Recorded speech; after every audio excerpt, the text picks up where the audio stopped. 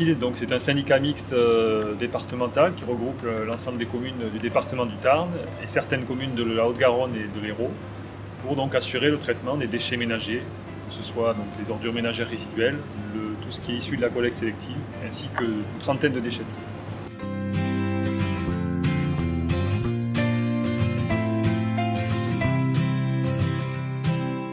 Je suis Étienne Quérel, directeur du pôle des énergies renouvelables à Trifil, sur le site de la Bissière-Candeille, un site de traitement de déchets.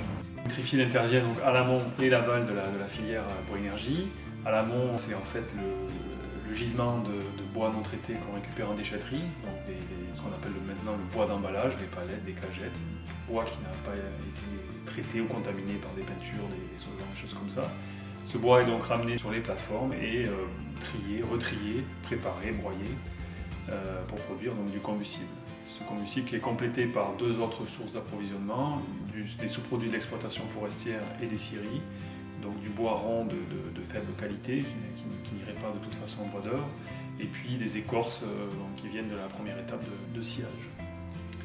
À l'aval, Trifil va jusqu'au portage des réseaux de chaleur. Ça veut dire qu'en fait Trifil investit, construit et exploite les réseaux de chaleur et donc distribue de la chaleur à des usagers qui eux paient en retour pour le service.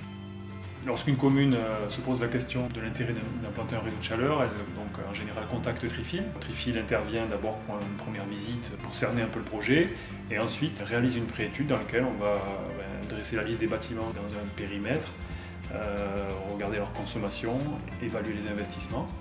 Et en fonction des résultats de cette préétude, s'ils sont favorables, si la commune souhaite toujours poursuivre le projet, on passe à une phase d'étude de faisabilité. Donc là, c'est un bureau d'études extérieur qui vient étudier très en détail le projet et ce qui permet ensuite de valider ou non la faisabilité.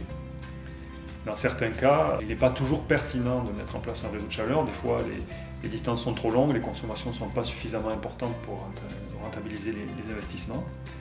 En revanche, quand le projet est favorable, l'intérêt pour la collectivité, c'est qu'elle va, dès le démarrage du réseau, avoir une baisse de ses factures globales de chaleur.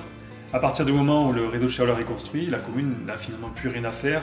Trifil va gérer et exploiter l'installation, assumer l'ensemble des charges correspondantes.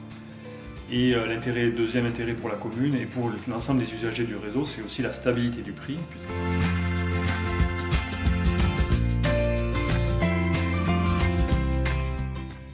Sur le site de la chaufferie, on a installé un silo qui est alimenté en combustible bois. Ce combustible est amené au moyen d'un convoyeur dans la chaudière, où il brûle. Et donc la chaleur dégagée par la combustion, on réchauffe de l'eau qui est envoyée dans le réseau de distribution. L'eau chaude est distribuée au moyen d'un réseau enterré qui est constitué d'un aller et d'un retour. Cette eau chaude, donc entre 90 et 100 degrés, arrive dans les bâtiments, dans ce qu'on appelle une sous-station.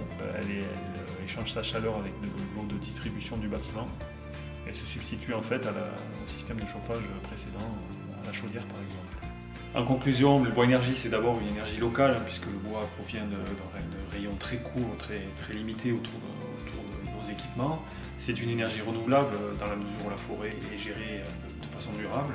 C'est une énergie propre, puisque les chaufferies qu'on construit sont équipées de tous les systèmes de contrôle de combustion et de filtration des fumées, donc qui contribuent complètement au développement du territoire par son impact sur la forêt, sur la filière déchets, et puis qui présente un intérêt aussi pour l'usager puisqu'elle est compétitive.